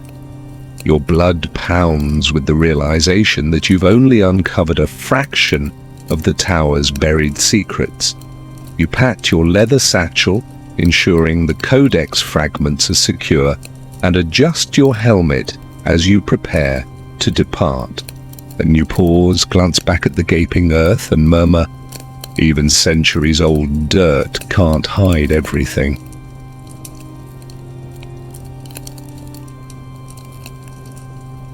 You step through an arched door into the privy chamber and are immediately smacked by a wave of jasmine-scented air so strong you could bottle it and sell it as medieval Prozac. Silk tapestries drape the walls like velvet dreams, depicting scenes of hunts, so fanciful they'd make your PlayStation graphics blush. Your boots, crusted with caked mud and yesterday's drill sweat, feel like crude excavations compared to the plush carpets beneath the courtier's slippers. A courtier glides past carrying a silver tray of sugar sculptures molded into live swans, each neck arcing like the ballerinas you saw on that one YouTube clip. You can almost taste the powdered sugar melting on your tongue if you dared to reach out, but your fingers are still stained from scrubbing manure off your greaves. The king's personal perfumer flits around Henry's velvet codpiece, patting it with rosewater-soaked puffs as if it were the holy grail of pants. Meanwhile, you still smell like a mashup of sweaty cooperies, damp hay, and the faint echo of the latrines outside. You catch a glimpse of a nobleman sniffing his goblet of wine like a sommelier critiquing boxed Cabernet. It's all very modern wine bar pretentious. Your morning ration of ale tasted like it was fermented in a boot, abandoned since 1525, and now you're breathing in eau de pétales.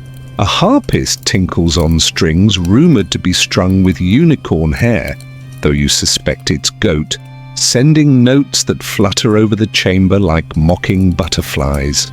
That melody almost lulls you into forgetting your half-cow weight chainmail until the metal clinks remind you that comfort is a foreign concept here. The ladies in waiting float by in dresses so heavily beaded they resemble moving chandeliers, portable nightmares for anyone prone to dizziness. You shift your helmet, still dented from yesterday's melee, with a drunken blacksmith, and wonder if these silk-clad ghosts ever feel ankle cramps. A valet meticulously grooms the king's beard with pomade that cost more than your weekly wage. You're still using sand and river water to shine your breastplate. You swallow a piece of stale bread that tastes like it's auditioning for a role as medieval sandpaper, then glance at a roast swan glistening on a gold platter like a centerpiece for Florentine Instagram influencers. Licking your cracked lips, you nearly drool onto your tunic, but you remember the strict no-drool policy enforced by Sir Nicholas Carew.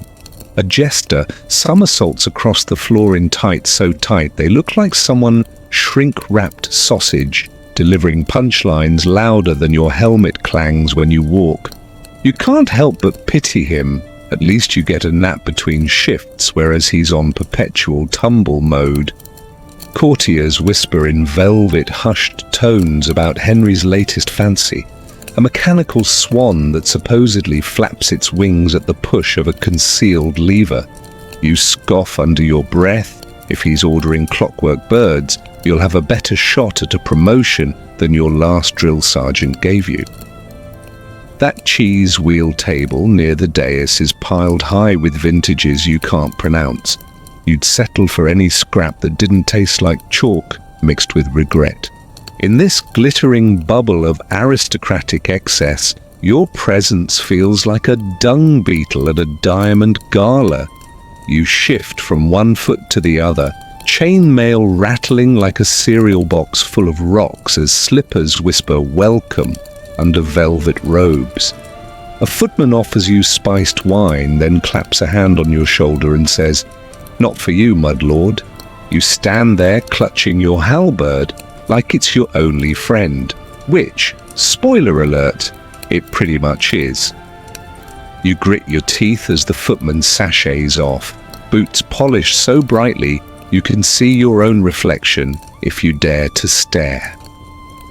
You steel yourself to return to your spot at the foot of the dais, which feels about as soft as sitting on a pile of rusty nails. Coloured candles, shaped like mythical beasts, blaze overhead, each flicker making the chamber feel like a garish Disney nightmare. Those candles smell like jasmine and sandalwood, a heavenly combo that highlights how much you miss eau de filth, aka last night's guardroom.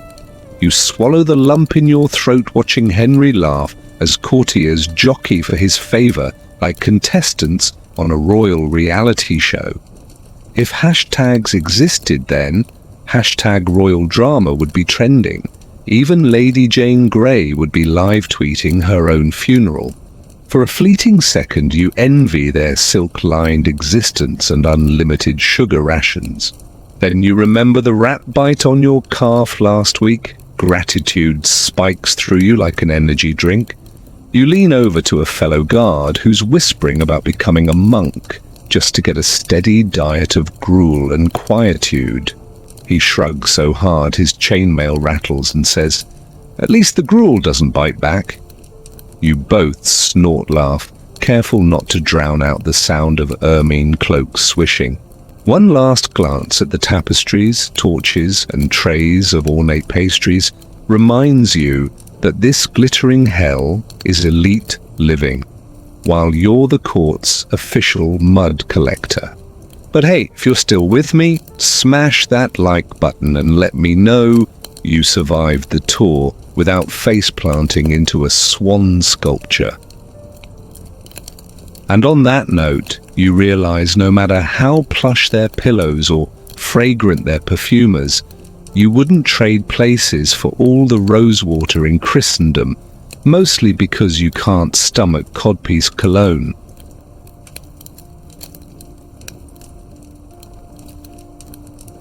You shuffle toward the lavish banquet table, where platters of boar's head glare at you like sugar-coated trophies. The carved wooden beasts are gilded in honey glaze, so thick it glistens brighter than your sweat-stained tabard. Your stomach rumbles at the sight, remembering the worm-infested bread you gnawed back at the guardroom. A guard at the end of the table polishes his helmet with a silk cloth. Yes, his helmet, while you'd kill for a scrap of his napkin. You lean in to sniff the air around a silver chalice and detect notes of aged claret, leather-bound tomes, and regret. Across the hall, a noblewoman in a gown beading could double as a constellation glides past like a celestial body ignoring gravity. You clench your fists in leather gauntlets chafed raw from endless spear drills, wishing for a pillow so soft it's made of goose dreams. Suddenly a page spills a goblet of mead onto a marble floor, and courtiers gasp as if the floor just got baptized. Your boots slip in the sticky pooling nectar, and you catch yourself on the mahogany table, nearly earning an invitation to the King's Jump Ship competition. You stand upright, breastplate clanking like a broken xylophone, and attempt a dignified bow that ends in a near faceplant. The chamberlain clears his throat, his eyes flicking between you and his spilled cup, but offers no assistance. This is entertainment. You taste a speck of honey on your lip and wonder if you should pretend it's a delicacy rather than the residue from a peasant's breakfast. The harpist has switched to a lute solo so soft it contrasts hilariously with the grating squeak of your armor. You catch the eye of a court dwarf juggling citrus fruits. He flings a lemon at you that bounces off your cuirass with a comedic boink. Courtiers laugh politely, you laugh awkwardly, trying to demonstrate that two can play at King's Fool. You flex your shoulders, the chain link shifting like a bag of marbles, and hope the rustic cacophony passes for choreographed bravado. Nearby, a perfumed breeze carries rumors of a new palace wing made entirely of Italian marble, something you can't even afford in your nightmares. Meanwhile, you're still using pumice stones and rainwater to scrub off 4 days of grime. A servant wheels in a dessert cart made of spun sugar so intricate it resembles a Gothic cathedral. One misstep, and it collapses into sticky ruin. You swallow against the urge to grab a shard of spun sugar and gnaw on it like a prehistoric molar. A trio of minstrels lithely dances between tables, jingling bells on their shoes, reminding you of fleas hopping on a dog's back. You imagine those bells clattering against your skull during morning drill and shudder. The king raises his goblet in toast, beckoning the courtiers to cheer in a booming "to health and glory." You mimic the motion, choking on the imaginary wine in your empty throat, and offer a muffled cough of solidarity. The court erupts into applause. You smile through gritted teeth as if you weren't about to barrel back to your straw mattress. You glance at the gaudy peacock chair reserved for Henry, its feathers plucked from somewhere that earned at least a dozen peasants a day of backbreaking labor. You'd settle for the pea-curled bar stools they tossed in your guardroom leftover room. A courtier notices your pained expression and whispers, "You must try the truffle-stuffed quail." You nod, but the thought of fungus-filled bird entrails makes you dry heave internally. Instead, you clutch your halberd and pretend it's a comfort blanket. Suddenly, a bejeweled scepter is paraded past, making you wonder if that's the real source of royal power. Sparkly, stick envy.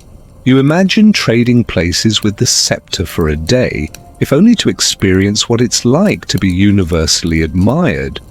But then you remember scepters don't come with lunch, let alone one that's not centuries old. A footman pauses at your side and offers you a thin slice of roast venison. It's a token gesture, a morsel meant to make you feel seen. You chew thoughtfully, the meat as tender as a newborn lamb, and briefly joust with the idea that not all elites are monsters. Then another footman sweeps by, knocking the slice from your fingers, deeming you unworthy of second helpings.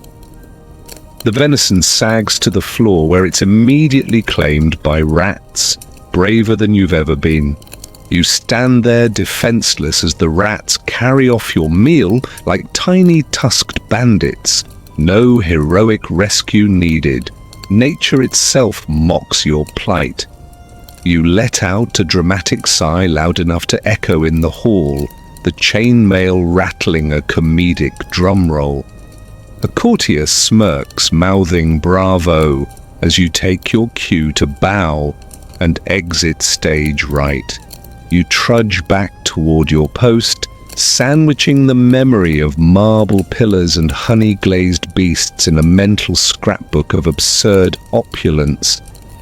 The door swings shut behind you with a wet thunk, sealing you back into reality, or at least the guardroom's version of it. You crack a rueful grin, skid your helmet off, and realize you'd endure another hour of sugar cathedrals just for the chance at a warm fire.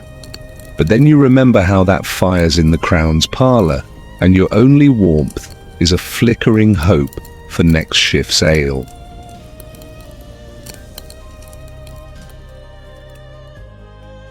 You emerge from the banquet hall into a corridor lit by chandeliers dripping candle wax like vomit fingernails.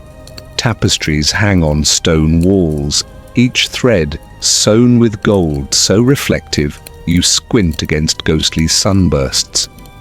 A servant passes you carrying a crystal decanter of rose-infused water. Yes, water. Collected from Provence springs and flown here on startled pigeons. Its label boasts, sparkling as royal tears, but to you it's just a sip of jealousy. Your morning rinse is a bucket of rainwater shoved through a horsehair brush. You press your ear to a door and hear laughter so boisterous it rattles your spleen.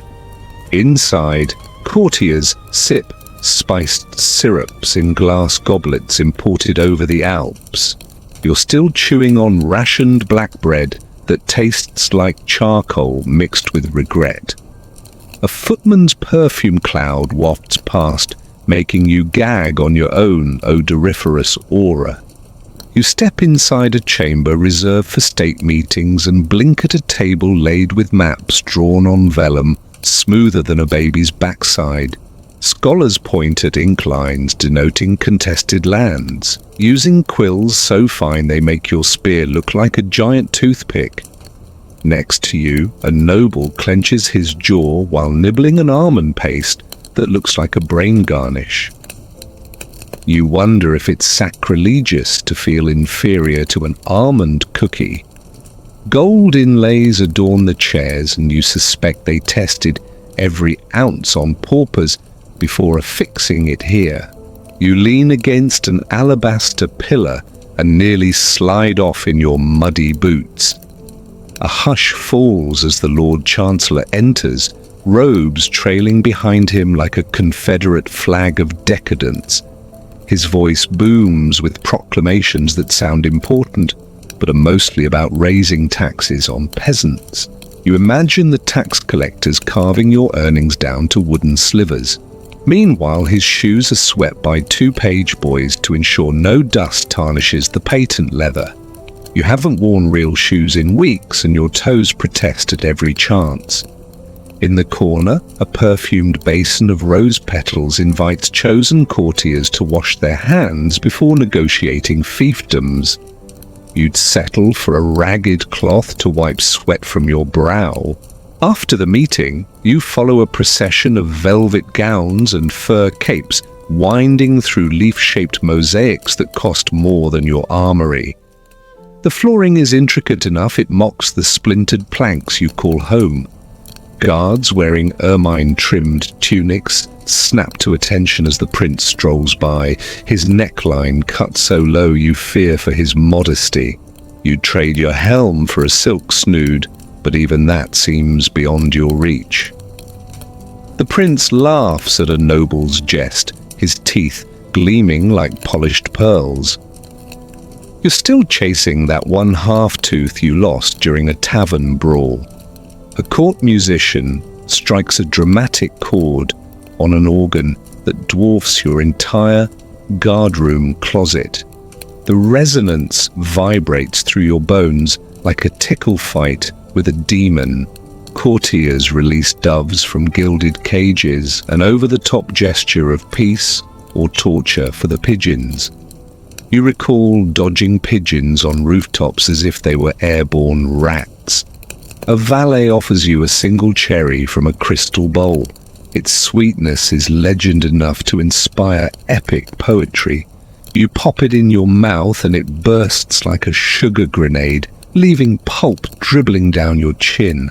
A courtier sniffs at you disapprovingly, his nose so upturned it would catch cooties in passing. You wipe your face on your sleeve and pray the king doesn't notice. Out of nowhere, a private fountain of scented oil mists the air like a luxury car showroom. You breathe it in, momentarily forgetting the rank stench of the moat outside. Then you remember you're not allowed to approach royalty fountains under penalty of court censure. You hobble away, trying to keep your unpolished harness from clanking like a deranged metallophone. Statues of past monarchs tower above you, each wearing expressions of self-satisfied superiority. You wonder if those emperors ever had to squat behind a hedge during emergency restroom breaks. Your bladder aches for a moment of privacy. The next stop is a chamber pot behind a tapestry. You take one last lingering look at the polished marble floors before the tapestry swallows you back into your grubby reality. You brace yourself for another round of reality checks in the guardroom, where the only opulence is the promise of tomorrow's rationed barley.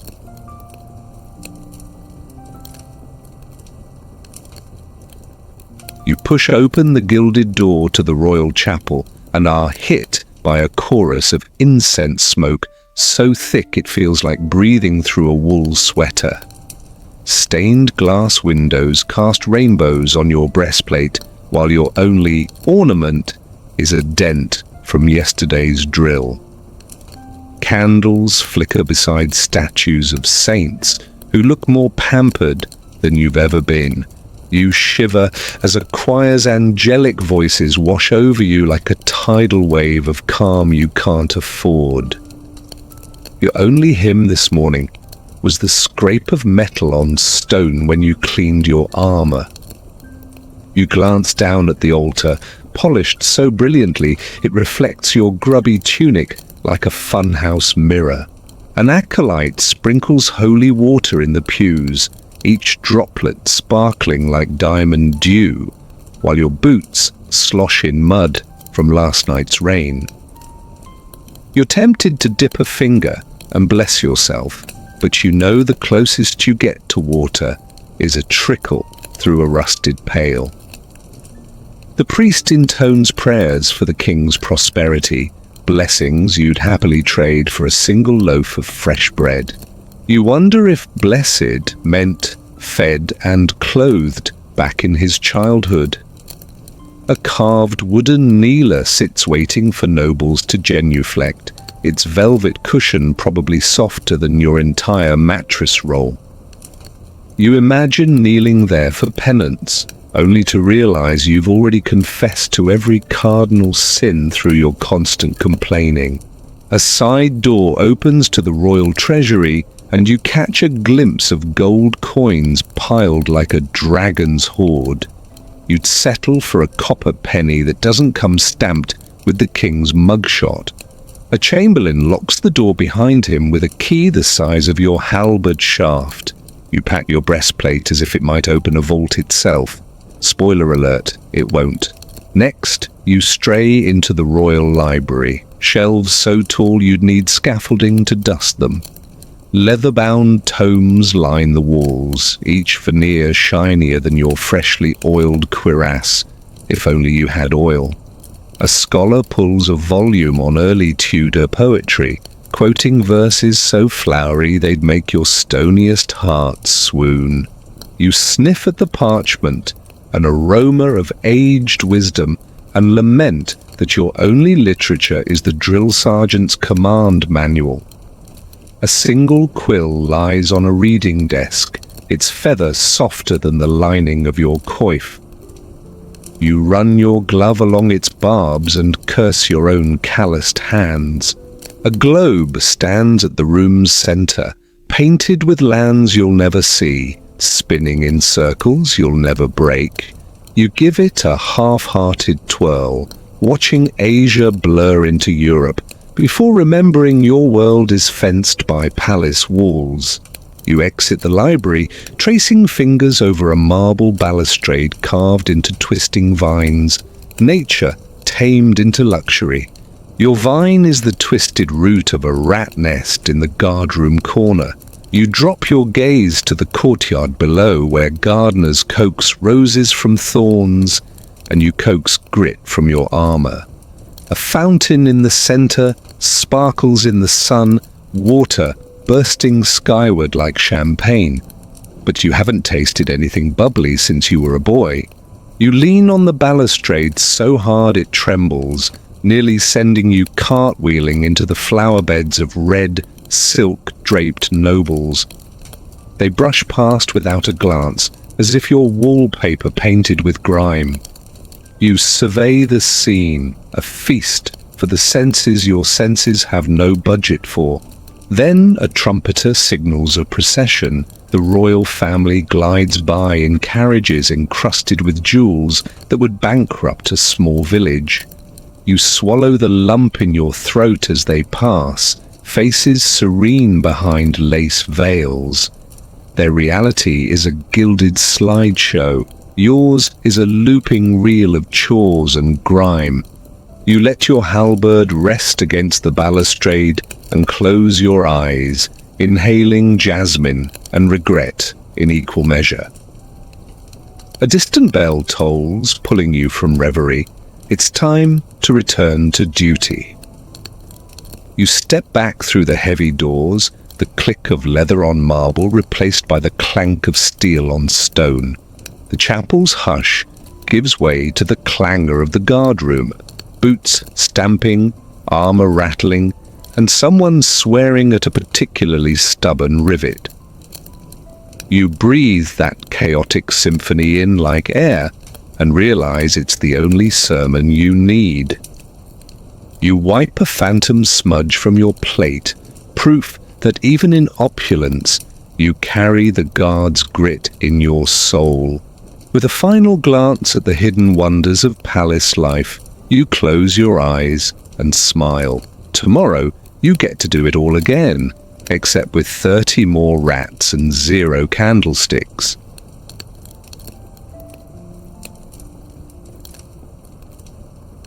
You slip through an ornate arch into the palace gardens and are greeted by clipped hedges sculpted into griffins that look more alive than you've felt all week.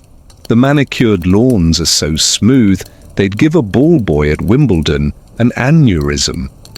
Courtiers perch on marble benches, sipping chamomile tea served in thin porcelain cups that could crack if you so much stare at them too hard. You're still brushing last night's rat droppings out of your hair with a twig someone found in the yard. A group of nobles practice archery at a target rimmed with wolf pelts, wolves that cost more than your annual salary. You heft your halberd like it's too big and too heavy because, well, it is. A page flits by with a silver tray of candied confit cherries, each one polished to a shine that blinds you like a Kardashian diamond. You swallow the lump in your throat as you remember last week's ration, dried beans, and a single turnip half the size of your palm. A small harpist wearing brocade breeches plucks a lullaby for the Lady Margaret, whose pet monkey mimics every note with screeching enthusiasm. That monkey swings from a tree branch like an over-caffeinated parkour athlete, drawing gasps from an audience of velvet robes. You shuffle closer, trying to catch the scent of jasmine from nowhere in particular, but instead whiff nothing but your own eau de garde. A noblewoman in an ermine-trimmed cloak unveils a miniature labyrinth carved from boxwood, demonstrating her mastery of perplexing puzzles. You'd be thrilled to puzzle out how she got that cloak without bankrupting your family lineage. Nearby, a troupe of actors rehearse a scene from Plautus, reciting lines so dramatically your helmet resonates with the booming echoes. You imagine replacing their script with how to clean a chamber pot and calling it avant-garde performance art. A court jester juggles feathered dice carved from walrus ivory, each side representing scandalous gossip topics. The crowd giggles at his suggestion that the Chancellor is secretly a cat in human disguise. You snort under your breath, picturing the Chancellor grooming himself in public toilets instead of delegating taxes. The royal tortoise slowly ambles by, decked in a jeweled harness that must weigh 20 pounds, proving yet again that trends are questionable at best. You wonder if that tortoise ever gets tired of paparazzi-level attention. The gardener sprinkles rose petals onto a reflecting pool, creating a swirling kaleidoscope of pink that looks like spilled Skittles. You dip a finger into the water and taste floral soap, then jerk it back thinking of the bucket of scummy moat water you washed your boots in. A footman offers you a cloth to wipe your muddy face, but you decline, preferring to blend into the scenery as the official sewer gnome. You steel yourself against the urge to scoop up a handful of soil and hurl it at the nearest marble statue. In the distance, trumpets sound and herald a royal falconry display that's set to wow the crowd. Falcons swoop down, talons out, snatching doves mid-flight in slow motion like a medieval nature documentary.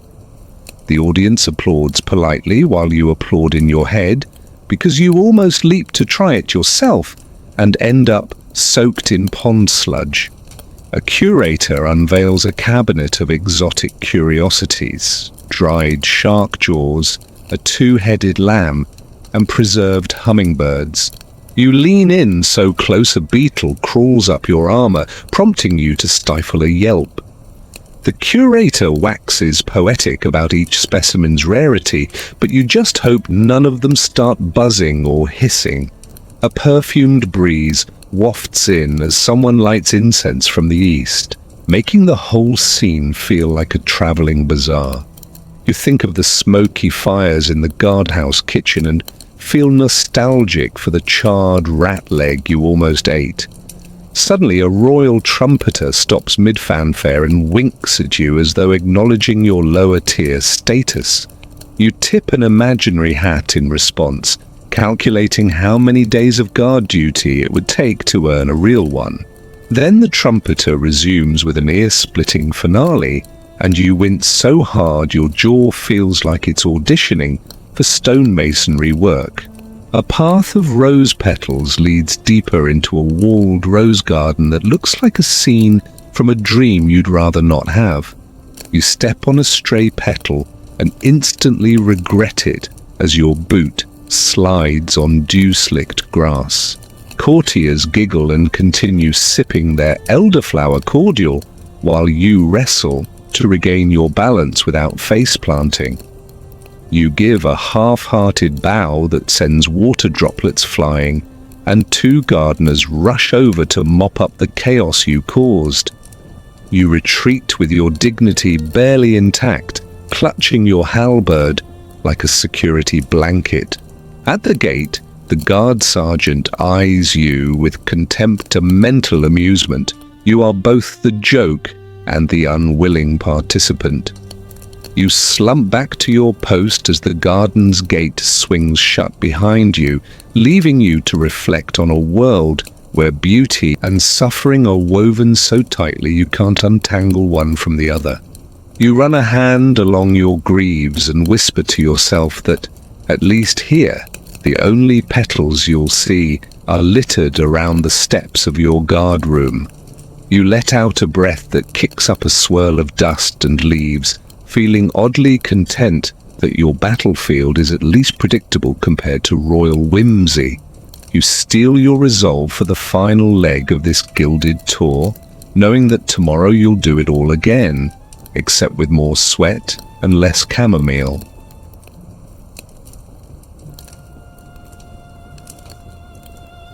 If you're still awake after that VIP tour, congrats! You've earned the title of medieval Schadenfreude champion. Don't forget to leave a comment so I know you survived without fainting into a peacock feather cushion. Seriously, take a moment to appreciate your modern life. Running water that doesn't smell like a latrine, pillows that don't double as rodent condos, and food that doesn't require a tetanus shot. Now, hit subscribe if you relish witnessing history's grossest backstage passes. Then go treat yourself to an avocado toast or memory foam mattress. You've earned it more than any Tudor courtier ever did. Sweet dreams, or at least dreams without stray rats.